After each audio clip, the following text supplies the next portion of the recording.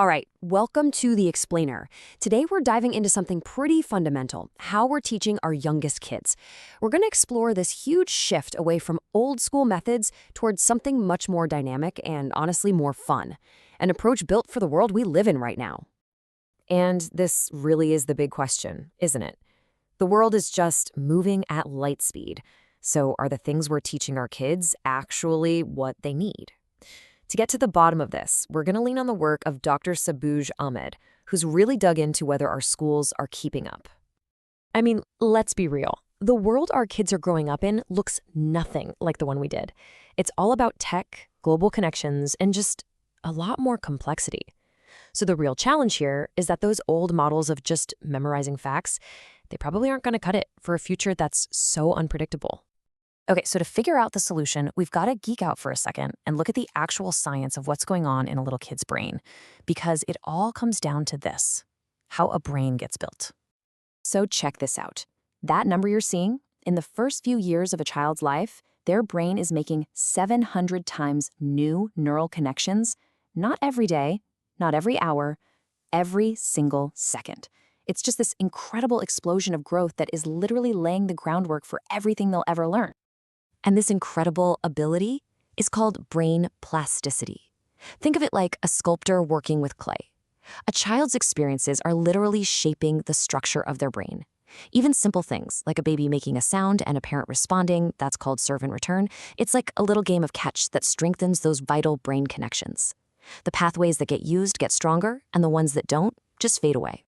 So what this really tells us is that timing is everything. There are these windows of opportunity. You've got critical periods, which are these really narrow, can't-miss windows for things like developing language. Then there are sensitive periods, which are a bit more flexible, but they're still the absolute best time for the brain to learn certain skills. It just drives home how incredibly important those early experiences are. Okay, so if the brain is basically a construction site in those early years, what's the number one tool in the toolbox? Well, the answer might not be what you think, but it's something every single kid is an expert at, right from the start.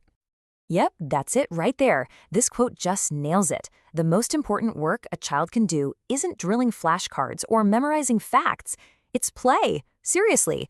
Play is how they test theories, figure out how things work, and just make sense of the giant, confusing world around them. And you know, play isn't just one single thing. It's this whole amazing spectrum. You've got free play, which is pure, unstructured imagination. Then there's structured play, where you learn rules and how to get along. Pretend play builds empathy. And of course, getting outside and moving is crucial. All of these different types are firing up different parts of the brain and building all those connections we were just talking about. So, now that we've seen how the brain gets built through play, let's talk about what it's building. What's in this modern learning toolkit? I'll give you a hint. It's a whole lot more than just the ABCs. One of the biggest things in this new toolkit is something called social emotional learning, or SEL for short. We finally realized that being smart isn't just about what you know. It's about how you handle your feelings, how you treat other people, and how you make good choices. That's a huge, critical part of what education needs to be today. And SEL really breaks down into these 5 key areas. It's about knowing yourself, managing yourself, understanding others, building relationships, and making good calls. This is how kids learn to bounce back from failure, to feel for others, to work together. And please, let's stop calling them soft skills. These are essential, foundational skills for pretty much everything in life. Another really critical piece of the puzzle is making sure education is culturally responsive. What does that mean? It just means that kids need to see themselves, their families, their traditions, their backgrounds reflected in what they're learning. When they feel seen and valued, it builds their confidence, and that feeling of belonging is absolutely key to helping them learn. And of course, you can't talk about a 21st century toolkit without talking about tech. Our kids are growing up completely surrounded by screens. They're digital natives, right? But here's the thing. Just because they can swipe and tap doesn't mean they know how to use technology in a smart, safe, or creative way. The real goal is to teach them to be creators, not just consumers. And we have to tackle the huge challenge of making sure every kid gets a fair shot at learning these skills. But you know, all these tools and ideas, they're nothing without the people who actually put them into practice. And that brings us to what might be the most important part of this whole thing, the human connection. We're talking about teachers and parents. The job of a teacher has changed a lot. It shifted from being the sage on the stage who just lectures to being the guide on the side.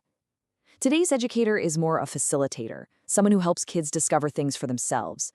They're also a partner with families and a real advocate for their students. It's a much bigger, more complex role. And that partnership is a two-way street. It absolutely extends to parents. The research on this is just crystal clear. When parents get involved, kids do better. And it doesn't have to be complicated.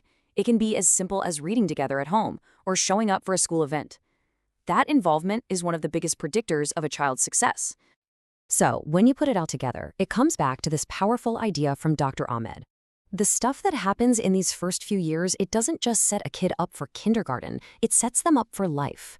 So when we talk about investing in high-quality early education, we're not just talking about helping kids, we're talking about investing in our entire future.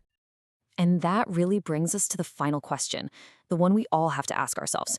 Knowing how incredibly important this all is, what can we do? What's one thing you or I or our community can do to help build a stronger foundation for the next generation? It really is something for all of us to think about.